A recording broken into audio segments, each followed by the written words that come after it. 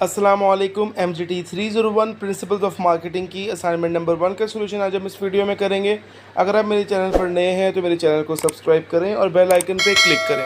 ये जो टॉपिक जो है थीम नंबर 1 से लिया गया है। इसका जो केस है हम डिस्कस करते हैं। एक कार मैन्युफैक्चरर जो है उसने प्रोड्यूस कर रहा है gasoline powered vehicle for decades. जो एक कार मैन्युफैक्चरर जो कि गैसोलीन पावर्ड व्हीकल्स जो सालों से बना रहा है। Increasing concern for the environmental sustainability, environment को साफ़ सुथरा रखने के लिए और उसको सस्टेनेबल करने के लिए उसने जो है वो क्या किया है कि वो एक इस चीज़ की तरफ आ रहा है कि जो इलेक्ट्रिक कार्स या इलेक्ट्रिक व्हीकल्स हैं उनकी डिमांड बढ़ रही है।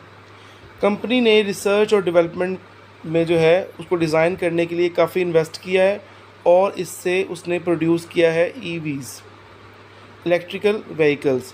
टारगेटिंग वो किस चीज़ पे कर रहे हैं कि इको कॉन्शियस जो कंज्यूमर्स हैं उनको वो टारगेट कर रहे हैं, ठीक है, जिससे वो इन्वायरमेंटल फ्रेंडली ट्रांसपोर्टेशन को प्रोड्यूस कर सकें। अब आपकी रिक्वायरमेंट्स क्या है?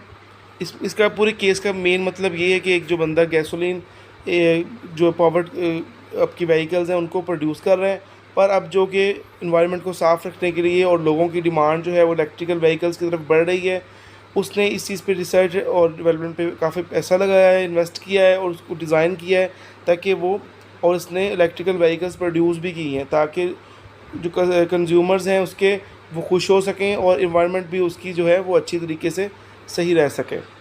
अब रिक्वायरमेंट में आपकी क्या है कि आपने मार्केटिंग कॉन्सेप्ट बताना है कि कौन ऊपर वाले सिनेरियो में कौन सा मार्केटिंग कॉन्सेप्ट जो है वो प्रेजेंट किया गया है या अडॉप्ट किया गया है, और आपने अपने आंसर को और वैलिड आर्गूमेंट्स के साथ जस्टिफाई करना है। उसके बाद में which demand situation is represented in the above scenario, और कौन सी डिमांड की सिचुएशन ऐसी है जो कि ऊपर वाले सिनेरियो में बयान की गई है, अडॉप्ट की गई है। बाकी इसकी ये वही बेसिक रिक्वायरमेंट्स हैं जो कि किसी भी असाइनमेंट की होती हैं। अब चलते हैं हम इसके सोल्यूशन की तरफ। MGT 301 की असाइनमेंट 1 का सोल्यूशन हम लोग करने वाले हैं। आपने इसको कॉपी पेस्ट नहीं करना, खुद से एक मरतबा थीम नंबर 1 लाजमी पढ़ना है और कॉन्सेप्ट सारे पढ़ने हैं। आपको जो सही लगेगा आपने वो करना है। मैंने जो अकॉर्डिंग टू माई नॉलेज मुझे जो सही लगा मैंने आपको बता दिया, ठीक है।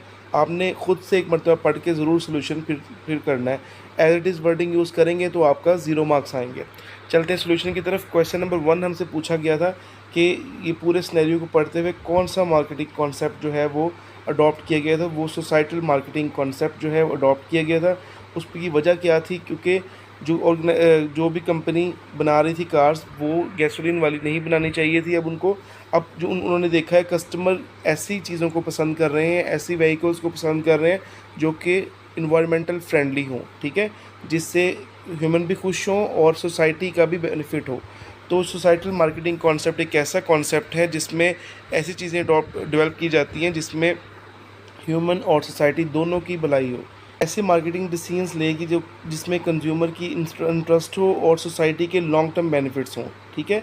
तो यहाँ पे जो मोस्ट जो है रिकमेंडेड मार्केटिंग मेथड यूज़ किया गया है वो सोसाइटल मार्केटिंग मेथड है या कॉन्सेप्ट है, ठीक है। इसकी रीज़न्स हमने जस्टिफाई करनी है। मैंने कुछ पॉइंट्स लिख दिए हैं, अपने अपने पास से भी लिख लेने हैं, एज इट इज़ इसको नहीं लिखना। सबसे पहली चीज़ है कि सोसाइटी की वेलफेयर हो, दूसरी कि कस्टमर की जो डिमांड है उसके अकॉर्डिंग अब मार्केटिंग कॉन्सेप्ट करेंगे यूज़। फिर जो पोल्यूशन को डिक्रीज़ कर सके, ठीक है, ऐसी अपने कॉन्सेप्ट यूज़ करना है जिसमें दोनों सोसाइटी और कंज्यूमर दोनों का बेनिफिट हो, उसमें लॉन्ग टर्म बेनिफिट हो, ठीक है। जैसा कि अब हम इलेक्ट्रिकल व्हीकल्स को हमारे केस में बना रहे हैं तो उससे लॉन्ग टर्म बेनिफिट्स ही होंगे क्योंकि पोल्यूशन कम होगी। उसके बाद में जो चेंजिंग ट्रेंड्स हैं उनको भी अडॉप्ट किया जा सकता है।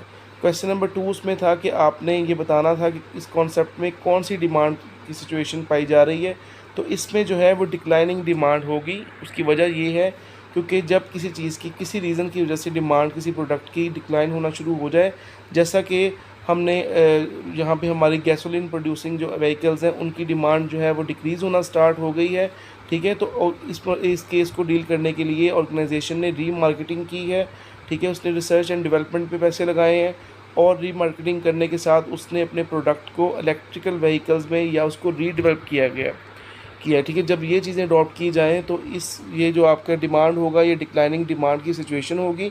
आपने कुछ पॉइंट्स इसके बना के लिख देने हैं आपने इस सॉल्यूशन को कॉपी पेस्ट नहीं करना, एक मरतबा ज़रूर पढ़ना है और फिर अपने सॉल्यूशन को सॉल्व करना है। होपफुली आपको इसकी समझ आई होगी। वीडियो को लाइक कीजिएगा, शेयर कीजिएगा और मेरे चैनल को सब्सक्राइब करें। Thank you. अल्लाह।